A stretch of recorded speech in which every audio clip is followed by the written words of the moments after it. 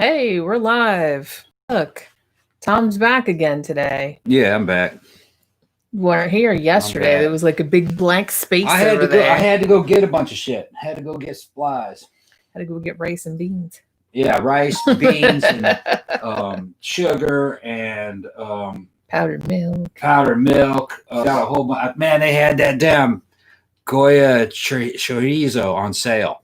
And that chorizo is like you got a shit ton of that. And I was looking at the fucking nutrition and the calories and everything for like $2.50. You get all that damn protein. And it was like packaged like a damn MRE. And I was like, man, you could go to the field with this shit.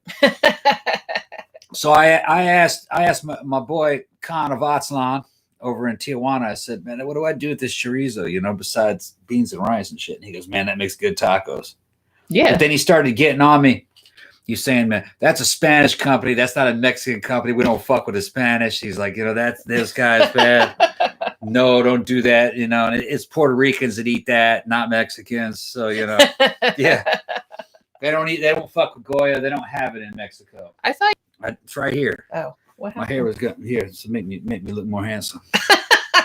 Make you look more handsome. Yeah. Well, he just came in a second ago and he's like, my hair's fucked up, so I'm gonna wear a hat. And then I was like, then I looked over and I realized he didn't have it on. That's right. I got that shit fucking Ranger rolled. That's my OD green fucking patrol cap. So I'm going on patrol right now. I'm on internet patrol. You see what everybody's doing. He's on internet patrol. Okay, got Thomas Carlisle in here. Got Tammy. Got Mango Badger in here. Sandra's in here. I know. Okay. All our regular people are in here. You're talking about who's this guy? Okay. Man, see, one day you're missing and everyone just forgets all about you. Yeah. I said this yesterday, but the movie retrospective that goes up on Friday is just me too. Yeah, because Sandra's calling me honorary Italian. Yeah, right. Hell yeah. I should have been born Italian. Yeah? You think? Yeah, maybe. All right. Maybe. Do you want to do some shout outs? Go ahead. Okay. So we have a couple of shout outs today. Yeah. First of all, I want to thank Louis for sending us 2 movies. He sent us The Big Lebowski and he sent us Collateral with Tom Cruise. So that is very exciting. I don't have it with me because I already put them back in the bedroom because we're going to watch them later. And also, Sophie sent us this today. We just got it a couple minutes ago. Yeah.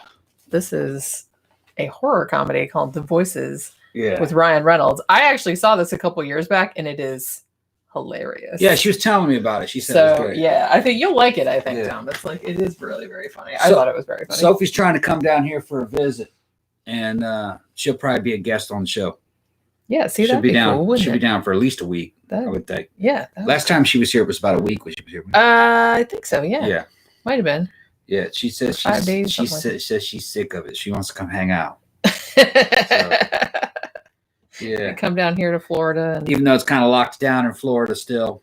Yeah. Mannequins is open. We can't really go anywhere. I mean, I think you can only go there if you sit outside. Maybe. Well, I don't know. We'll see.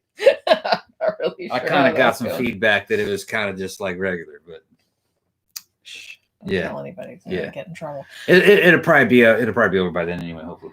But another thing I wanted to shout out to, I think on the regular show that we did on Saturday night, I was showing people my new card decks that I had. I have 4 different card decks. I got Art Nouveau ones, I got Edgar Allan Poe ones, I got Ancient Egypt ones, I got Ancient Greece ones, and those are all up for sale on my store on the Game Crafter. Like I said, I have a whole bunch of other games too, but I haven't ordered proof copies yet. Also, my short story collection, Hopeful Monsters, that I did a new 2nd edition of, all the formats are now available, meaning print and ebook, and the audiobook when did that just went today. No shit. Yeah. That took forever. It did, yeah. It is taking longer. I don't know. I think they have a big backlog maybe. Yeah. Okay. But yeah, so the next one I'm going to do, because I'm going to do a 2nd edition of some of my novels as well. So I have a print and an ebook done for one of my old novels, and then I just have to do an audio version. Do you have any codes for Hopeful Monsters? I do, yeah. They're in my email. Okay, I'll tell you what. If you guys want a free copy of Hopeful Monsters on audiobook, give Jenny send her a private message. Yeah, either my email or Facebook or something like that. And I think they send me 25 codes or something. And we'll send you a free download code for that book. For the audiobook, yeah. It's short stories. Yeah, in exchange for a review. Yeah. Okay, you got to leave a review. Yeah, and you better do it.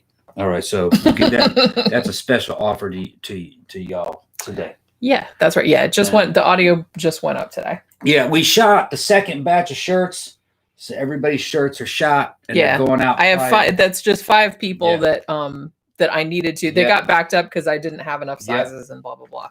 And they're going to be going out either today or tomorrow. Yeah, we're either going to go. And I must say that the Snake Plissken shirts were actually better today than the first batch. And it's because I guess I got the hang on how much paint should go through it and how hard to press on it. Yeah. They look fucking, they're better than mine. Yeah. I might reshoot that shit so I have some fucking badass ones. I got the screen, but they came out really good. Yeah. Yeah. They are. They're very beautiful. Yeah. And then like the regular shirts. Maybe it takes time to break the screens in. I'm not really sure. I'm not a professional. They just came out just real fucking crisp, and the paint was just the right thickness on them. They looked really good.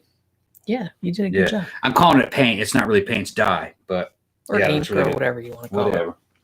So let's kind of talk about this movie for a second, since that's kind of what the topic is. So this is another one where we were just looking for a new movie, just so we would have like a movie to ostensibly talk about. Do they send the games to Europe? That's what they're asking. I imagine that they do. Yeah. Yeah. It's as far as I know, it's an international site, but I can check for you if you want. Probably, I would think so. Yeah, I would think so too. Because I mean, I've seen there's like 40 bajillion games on there, and I'm sure that like some of the people are from overseas. So we're scrolling through. Like, I didn't really want to. Okay, there's like I have a list of horror movies that. I look on Rotten Tomatoes, like the ones that are like highest rated and whatever. And I made a list of like ones I wanted to do, but the main one that I wanted to do, I wanted to rent it on Xbox, but it wasn't available. Like, I think you can rent it on YouTube, but they didn't have it to rent on Xbox. And we can rent the shit on YouTube, but it's kind of a pain in the ass because he has to cast it from his fucking tablet and it's like a nightmare. So I was just like, all right, fuck it. Well, I'm just going to look on Tubi and get another new one off of there. So I didn't have a shit ton of like 2020 horror movies to pick from. So we were just kind of scrolling through. It's like for a second we were thinking about Vikings versus Krampus, which I was kind of like, that kind of sounds intriguing. Maybe we'll watch that tonight. I don't know. But then we were like scrolling through and then we saw this one and the poster was kind of cool and just the little description of it sounded kind of neat. So I was like, all right, let's watch this one. It's called Distiller. Now, the weird thing about it is that on Tubi, it's listed as a 2020 movie. But then when I looked it up later, I think it was actually made or released originally in 2016. So it's actually 4 years old. Yeah, this movie here. Whatever. Whatever. This movie here was, for me, a mixed bag. I'm telling you right now, this is a micro budget. Yeah. Micro budget. Maybe a little bit more of a budget than, say, like Ouija Shark. But probably not all that much. It was a mixed bag with this one. It had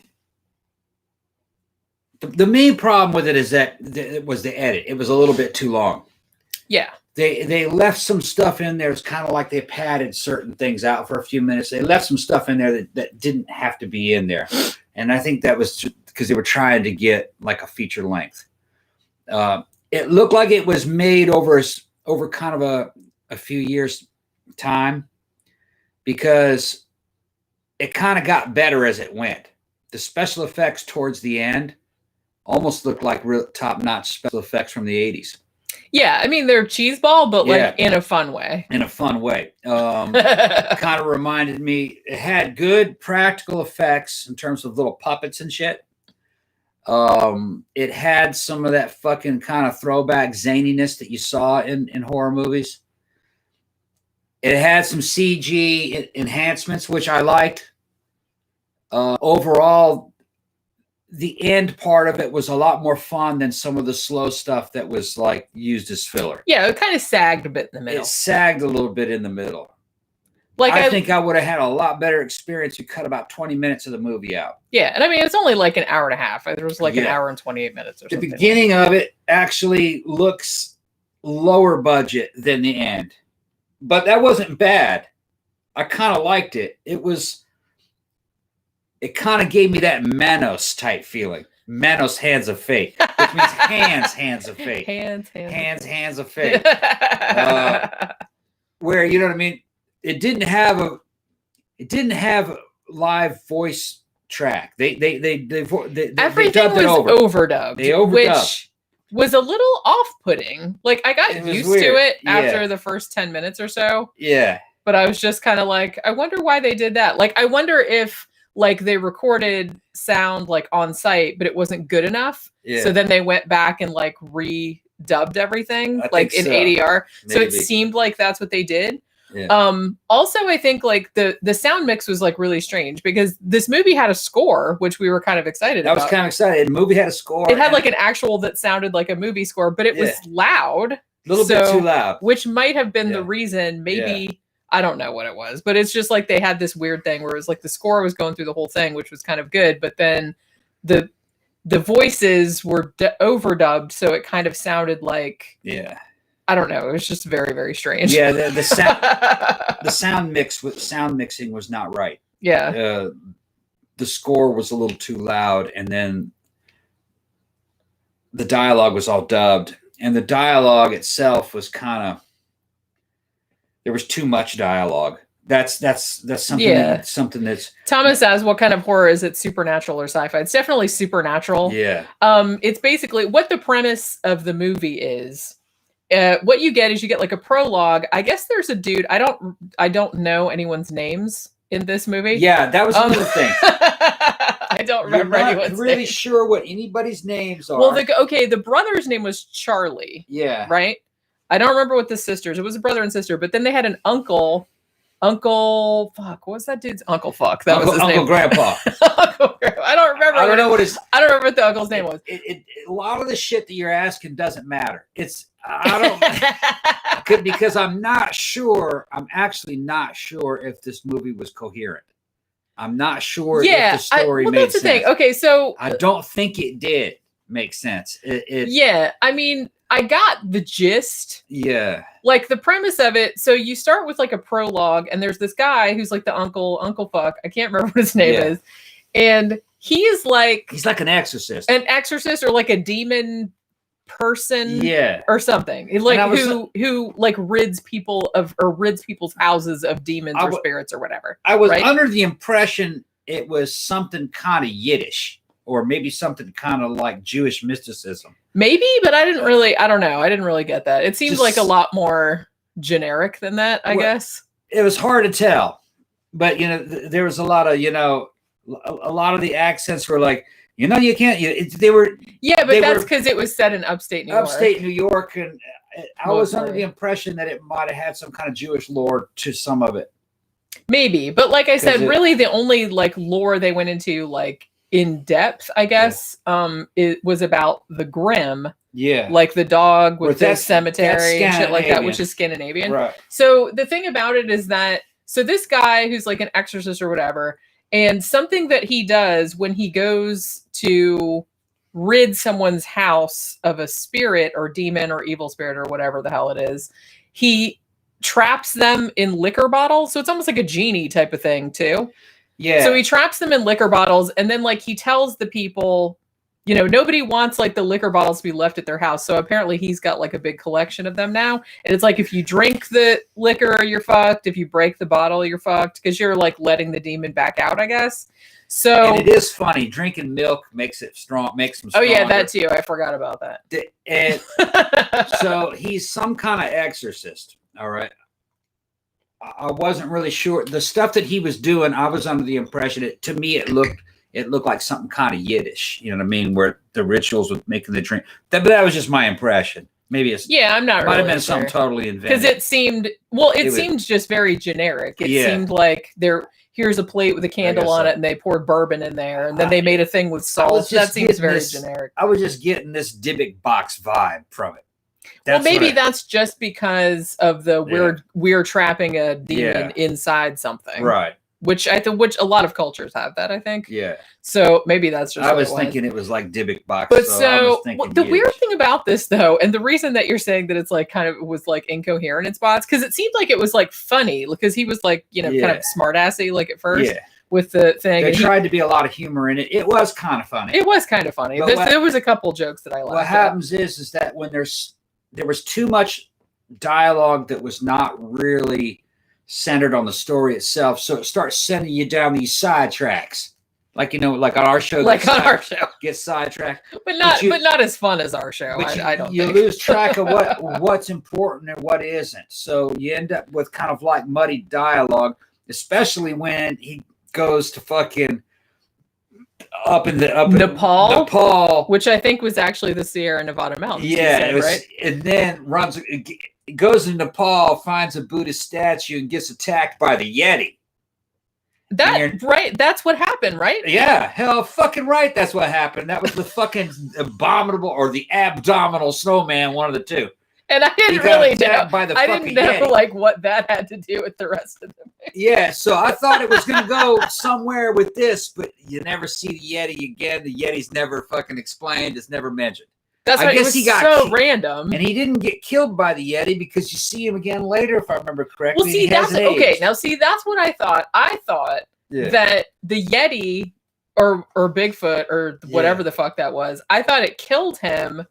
And then that's why, because after that scene, that's when his niece and nephew, like the brother and sister, that's when they learn that they've inherited his house and they're going to clean his house out, like she inherited or whatever. So they go there to clean it out. And that's kind of what the bulk of the movie is, the two of them cleaning out the house. But then you find out later on that he's still alive. Yeah, and it hasn't aged. Even though that happened, they put a little bit of gray in his beard. That was back in the 80s, and all of a sudden he's now in 2017. It was 2014, I think. Yeah, it was when it was set. All right. But so I didn't really get why. Like I think what they were trying to get to was that they were showing, because they showed him in different places. Like they showed him in Tibet, which I don't know if that was actually Tibet. Let's fly to Tibet to film like a 2-minute scene, like for this like that was $1.98 movie, right? Then there was like him. He was in Oregon, and so I think they were showing him like being a globe-trotting exorcist who was going around the world like picking up these demons from like different types of demons or different types of evil spirits from different locations, and putting them and keeping them in these bottles so that when they all get released, spoiler alert, I mean, obviously that's what's going to happen in the movie, is when they all get released, you'll be like, oh, this is all of the evil spirits from like all around the world. And oh shit, they're all getting released all at once. I think. Yeah. Now that first part of the movie wasn't bad. I actually was amused, but then it goes to his kids, or his niece and nephew. That's what it is. His niece and nephew, and they're kind of living together as brother and sister, but in a weird way that they seem like they're a little bit too friendly, like and they inherit his house. Well, she inherits it. She inherits the house. He's just there to help her like clean all the shit out, and then he's gonna leave. And they spend a lot of time together talking and fucking around and saying things that are not of any really consequence. And this is where the movie starts to sag. And then they have a 4th of July party, or they're planning a 4th of July party, like with all their friends, right? Because it's set over 4th of July. It starts to pick back up around that time, because they just show a bunch of like gratuitous bikini shots of her. Yeah, and then. And other girls at the party. Girls at the party. Which I give that a thumbs up. Okay. Everybody all of these movies have to have girls in bikinis. It's free. It doesn't cost anything to tell them to put bikinis on. So Thank you, Matt. And then thank you very much. So then, the movie starts to pick up, starts to become more like a monster movie when they accidentally release all the fucking demons. Yeah. From the booze. Because of course they find all this booze in the basement, and they're like, well, the first thing we should do, obviously, is drink all that shit. Yeah. And it would. And it starts going into a bunch of kind of like horror, sci-fi adventure kind of scenes, which were actually pretty good. I think the special effects it was a lot better than I was expecting. Yeah, it's like these special effects look pretty good. They would have been passable in the 80s. In the 80s, it would have been passable. Yeah. And which kind of gave it kind of a throwback charm to it. I liked it. It wasn't totally coherent. By the time that we got to this part of the movie, the slow spots had kind of made me not pay as much attention. Yeah, I think I was kind of like, I wasn't dozing off, but I was just kind of spacing out. Well, because I got to a thing where, and this is like a hallmark of a lot of really low budget film. And like I said, I don't want to shit on anybody that makes low budget films, because I know it's hard and it's like, that's your dream and everything like that. But I think a lot of low budget movies, and Ouija Shark had the same thing, that it suffers when you have like a good concept, but you don't have enough budget, or you don't have enough material to fill up 90 minutes. Yeah. So I feel like there's a lot of just like hanging around the movie. You know what I mean? It's kind of all like that. It's like, let's get some friends over and Roger like Corman action. Let's just walk through the woods for like 25 fucking minutes of this movie. So we make it longer. Let's throw stones in the water. So it was, and like I said, Roger Corman was like really bad. But there was other movies too. Like if you've seen one,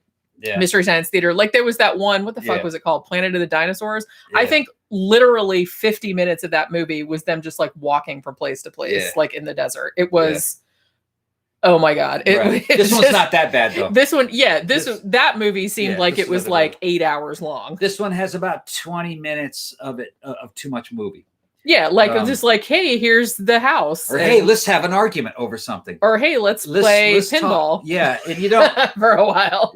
And what that does is it throws you out of the fucking tempo of the story.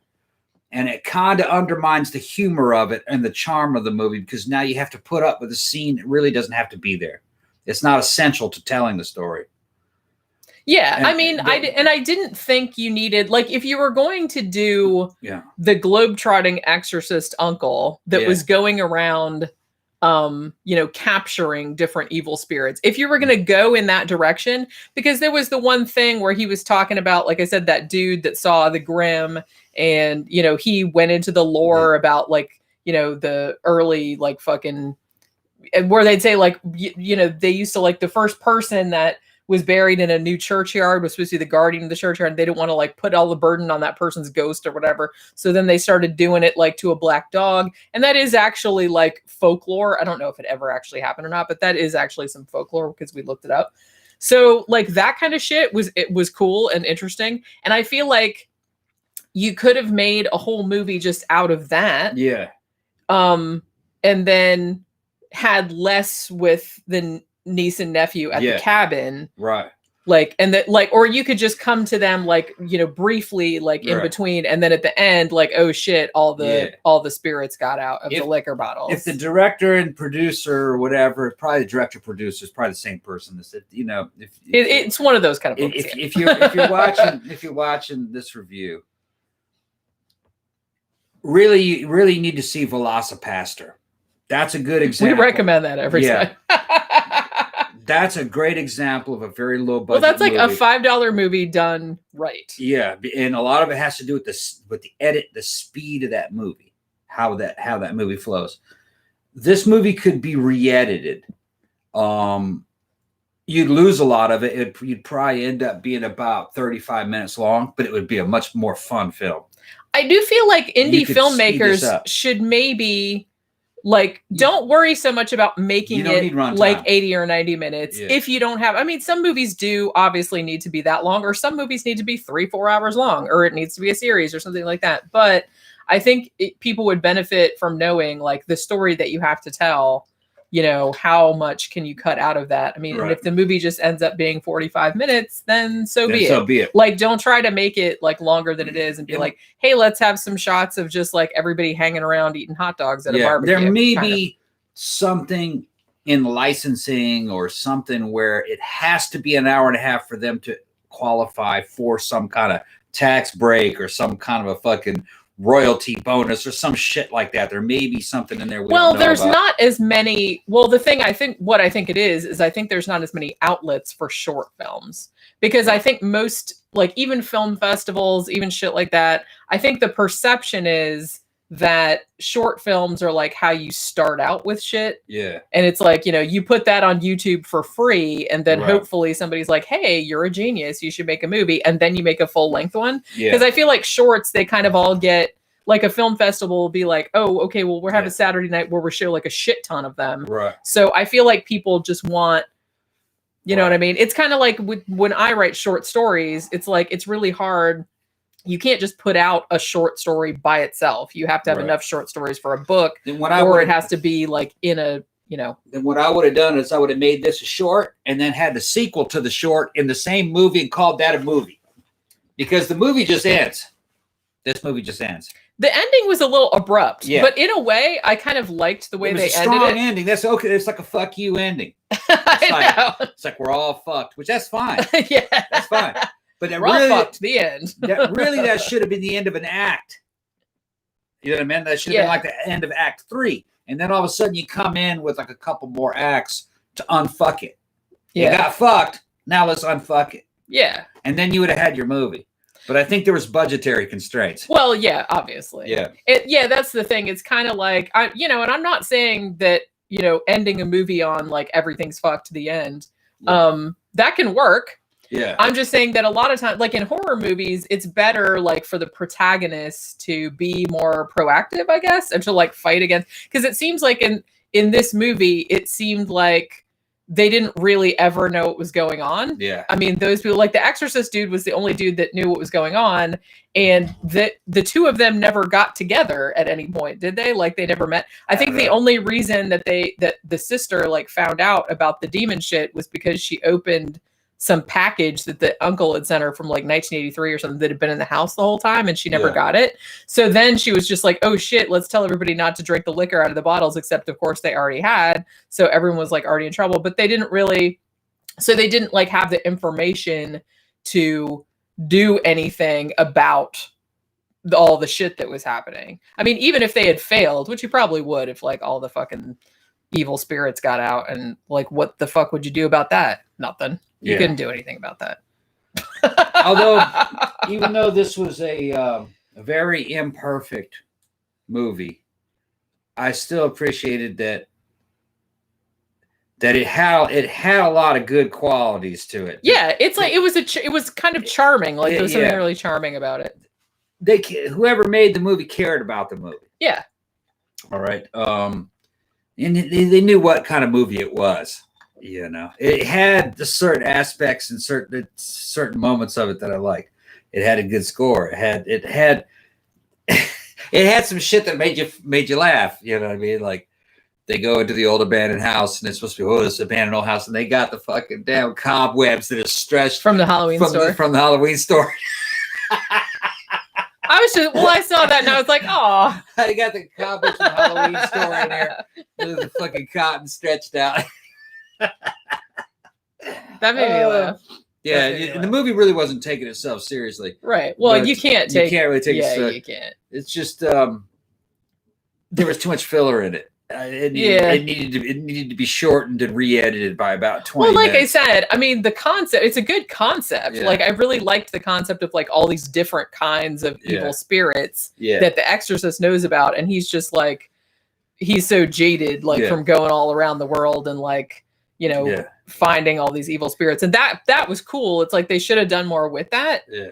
Also, did they ever do anything with, how he was, like, sick, I'm assuming, because he kept fucking with the evil spirits, so that was like making him sick. I guess that was the implication. Did they ever do anything with that, or did he just I don't remember, because he was just like coughing all the time, and then like they didn't really like follow up on that. The problem is that because there's filler in the movie, the tempo of the movie is uneven, so your mind starts wandering. Yeah. And then it's hard for you to get back into it and hard for you to remember what has already happened because a bunch of stuff was said that was not pertinent to the story. Not really. And then stuff that should have been pertinent, like was what only happened mentioned a couple times. Or once, like like the Exorcist, like being really sick. Like they had one scene where he was talking to some other guy who they didn't really explain who it was, and talking about you need a vacation, like you're gonna die from all this stuff or whatever. And then like when he was out on some jobs or whatever, like he'd be like hacking and coughing, or he fainted or whatever, but they didn't really like follow up on that. Like, did he die, or did he like what happened with that? There couldn't have been a real script for this, or a tight script. It was kind of like they were doing the Italian method of making it up as they were going along. Let's just, while we're here, we'll just film all this kind of shit, and then I'll just cobble it together in a movie. We'll make something. It'll make sense, I promise. It'll make sense later, yeah. I think that's what's going on. But yeah, it's like, this was a totally fine, I don't know if I'd like recommend it because there's like a lot of other ones you could be watching, but it doesn't cost anything to watch it at the moment. Free. It's free on Tubi. Yeah. So if it sounds like fun, like I said, it gets kind of long in the middle, and the overdubbing was a little annoying. It could give you a chuckle, I guess. It did. Yeah. I mean, the best part for me was the part with, and I don't even know, like I said, I don't know what the fuck the Yeti was doing in this. Yeah. I don't know what the fuck. And then like the one little demon or whatever monster at the end, like the little puppet hit the little baby monster that like hid inside the teddy bear. Yeah. That was probably my favorite part of it. Cause like, I don't know. I just I liked that little monster. Problem is by the time you get there, you've become kind of indifferent to the movie.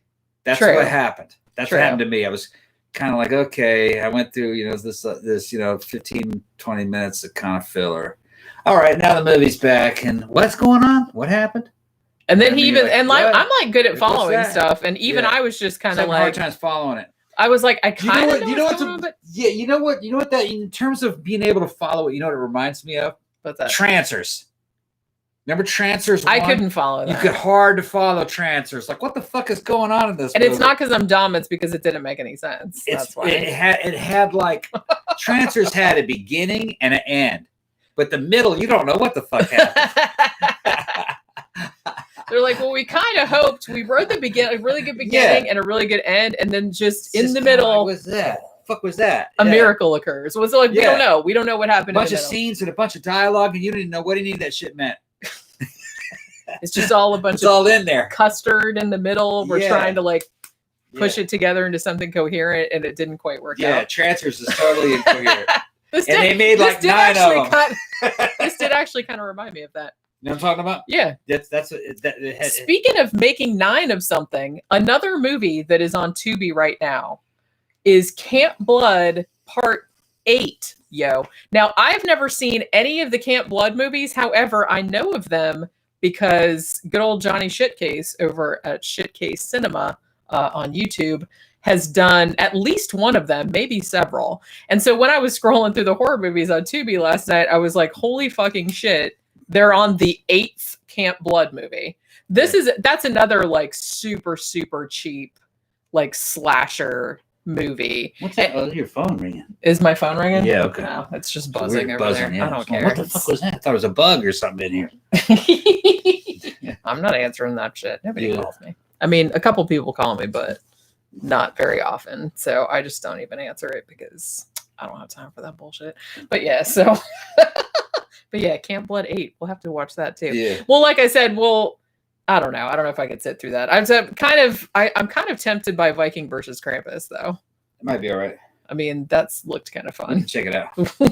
We might watch that one tonight and see what happens. It's probably sucks. Yeah. But if you're gonna make something called Vikings versus Krampus, you better have like a little bit of a budget for that shit, like for costumes and everything. Come on. It's probably just a dude in a fucking Santa Claus outfit, like the Grinch or something.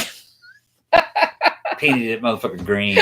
Green dude in a Santa Claus. You just put some like fucking I'm Krampus. I'm Krampus. With some horns on his head. Put some horns on. Yeah, that's probably all it is. That would be really funny if you had somebody with like a Santa Claus suit, but then with horns. Yeah. He's Santa Krampus. Yeah. Yeah. Something like that. Krampus Santa. That's kind of like that Christmas Horror Story movie where it was like Santa versus Krampus. Yeah. And all the zombie elves. That was a super fun movie. Yeah, but this one, can I recommend it? Not kinda. Not really. Yeah, I'm not super enthused about it. I liked the concept, and like some of the shit was funny. Like I liked the little monster that was disguised like a teddy bear. Like I liked that. Yeah, the special effects part was. And one thing, I feel like they wrote this entire movie because, hey, we can go to this town. I can't remember the name of the town, but it was in upstate New York somewhere. And they're like, hey, we can record the fireworks for 4th of July and the 4th of July parade because they put a lot of that in there. So there are Yeah. actually like a big firework display and all this kind of other That's kind of because stuff. they didn't have to pay for that. Because they didn't have to pay for it. You just went down there and filmed it. And they're like, woohoo! There's like a quarter of our movie. Yeah, look at our budget. High Yeah, five. It was just kind of like that. Yeah. But I was like, well, points for fucking. They're thinking it through. That's what I mean. Yeah. And I'm just saying, I don't make films, but if I did, I would advise like getting your location and your shit, like your costumes and shit together first and see what you have. And like, let's write a story around that. Yeah. That's just like fucking one of my favorite flicks, man. John Carpenter's fucking Escape from New York. The whole reason why that movie happened is because they had a fucking burned out part of what was it, Chicago? No, it was Cincinnati. St. Louis? St. Louis or something. It was somewhere like some big fire that happened. You wouldn't think of. Yeah. Some big fire happened and burned down a fucking large portion of the city, and they said that's where we're going to film our movie because you could just run around that part of town all day long. It just looked like fucking post-apocalyptic because it was. I mean, look what they did with fucking Session 9. They're like, hey, we have a big, huge abandoned mental hospital. Yeah. Let's like write some shit around that because that's creepy as shit, and that was an awesome movie. But I just feel like don't write the story first and have like all this like dragons and spaceships and all this other kind of shit in it, and then you try to make it for it's like, oh well, we have $15, so we're gonna have to make some shit out of cardboard. Remember when that Mount St. Helens, when Mount St. Helens blew, it fucking put all that fucking volcanic ash everywhere. Remember back as was that 1980? 1980, yeah. They should have fucking written a movie around that whole fucking thing. See if somebody was thinking ahead. Like an asteroid impact or a fucking nuclear war or something. And that just made your movie right there in all that ash. It's like free set design. Yeah. That's what you got to do. Always thinking ahead. Yeah. Mega Badger also said, along with you guys, I really recommend The Pool. Great film. That really was very good. I liked that very much. And like I said, that probably wasn't super high budget either. No, you don't need it. Because it was all pretty much like in one location. Yeah. They needed money for the CGI, like crocodile and stuff. I was watching a video that came out today, fucking news. One of these damn big Hollywood studios just basically has lost $900 million because of this fucking pandemic. Yeah. And all these fucking lockdowns. And they're just doing an analysis of the fucking Hollywood film industry after the closure of fucking AMC and how much money. AMC theaters will not survive, most likely. Fucking the major theater chains won't survive. I have heard, though, that drive-ins are making that might come back. Right. Because you can sit in your own car. But that will only be rural because the property taxes would only be affordable. Yeah, you need a lot of room for that. Somewhere else for that. The theaters that are shut down are right now because of the fucking lockdowns are just fucking hemorrhaging money. Totally they won't be able to recover the property taxes alone. So, and then the theaters are trying to use their muscle against the studios to keep them from releasing video on demand, which the studios are starting to say, "Fuck you, we're going to release." The studios are so far behind, they won't be able to release any new movies for a year now. So a lot of people didn't think of that. Fucking Disney's totally fucked because Star Wars fucked up. It's just the fucking Hollywood apocalypse. So a lot of the shit you're hearing coming out of fucking Hollywood and Hollywood celebrities, it's desperation because they're just fucking having their own fucking apocalypse. And it's been demonstrated that a Hollywood A-listers make piss poor fucking YouTubers.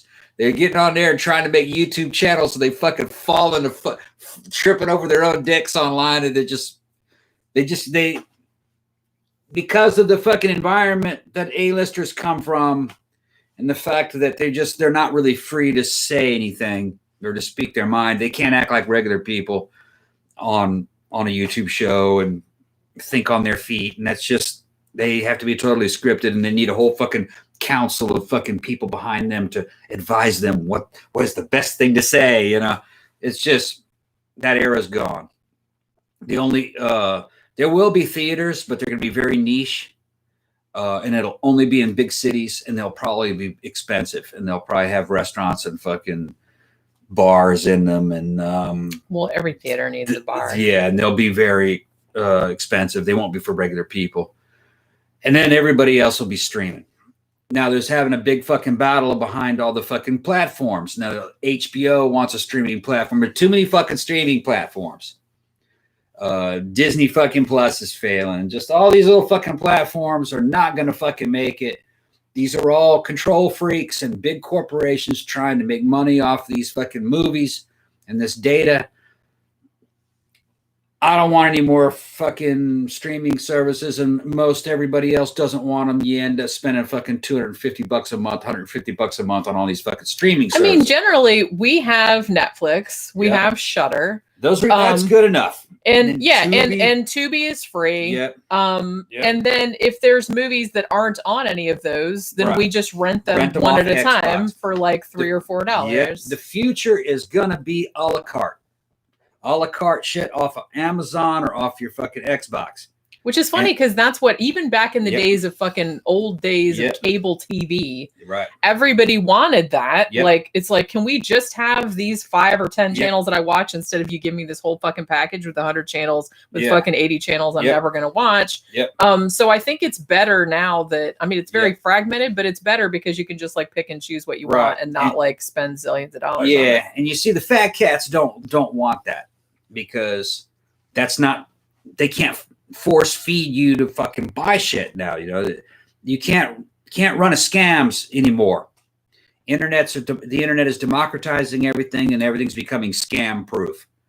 And most dudes in that in the entertainment industry got rich off scamming, and those days are over. The future is going to be a la carte purchasing. That's how you do it. You know what I mean? I mean, that's why, and honestly, that's why I kind of like, even if we see a movie like Distiller that wasn't like fantastic, I would rather, you know, throw a couple bucks toward the person that made that. Yeah, at least the filmmaker's getting the fucking money. Yeah. Let him get his money. He made it. Yeah. All these middlemen, man, they're not going to survive. Yeah. And that's why they're fucking losing their fucking shit. But these middlemen, you got to fucking look at the situation. These dudes are all old men. They're all in their 70s and 80s. Some of them are in their fucking 90s. They've had a good run. Sit the fuck down and shut the fuck up. Your time's over, man. Let some youngsters make some movies. You are technologically obsolete. You're culturally obsolete. You're 70-something years old. Fucking retire. I mean, you've got billions of dollars. Sit the fuck back with your fucking 30-year-old trophy wife and fucking enjoy the rest of the time that fucking you have. Get the fuck out of here, man. Fucking we're sick of your ass. I just want to put on my Xbox and watch the movie that I want to watch. I don't want to fucking buy all this other shit. And I don't want to see commercials and shit. You know? I mean, like I said, I don't mind. Like, Netflix is good to have because they have like a bunch of shit that I like. Shudder's good. And, you know, I really like Shudder and it's cheap. And like I said, other than that, and Tubi, and just renting like a one-off every now and then, if we find one that's not in any of the other platforms. I mean, we have like pretty much more than enough shit that we can watch just through those. So I don't really feel the need to get any more. Carlisle and Thomas Carlisle. I can't believe Tom has an Xbox. I got an Xbox One. That's what fucking I did. I don't give a shit about all this inferior console, man, all this bullshit. Fucking okay. I play old video games on it. I go down there and fucking I'm fucking buying fucking video games from the fucking early 2000s and playing them. Well, you got all those 80s ones. I got 80s games. You know what I mean? I'll play fucking 8-bit and 16-bit games. All right. Do you have Burger Time on that shit? No. God. They have the whole Williams arcade and shit like that. And you know, I like what I like. You know what I mean? Fucking a lot of the new games are as soulless as these new movies. So you know, I do me, dude. I do me. I don't give a shit about your console. You do like Fallout and stuff. I like Fallout. I like Fallout 4, yeah. And you know, I don't play a lot of video games, but even I'm entertained by Fallout. Yeah. All right, so we've been going on and on for like 45 minutes. I'm just here scratching my ear. Yeah. All right, so we'll probably be back again tomorrow. Maybe we'll review Vikings versus Krampus. Or maybe we'll find something else. Who knows? It's going to be a surprise. It's going to be a surprise to us, so it'll be a surprise to you as well. So, as usual, thanks everybody for dropping by, and we'll talk to you guys again tomorrow. Bye.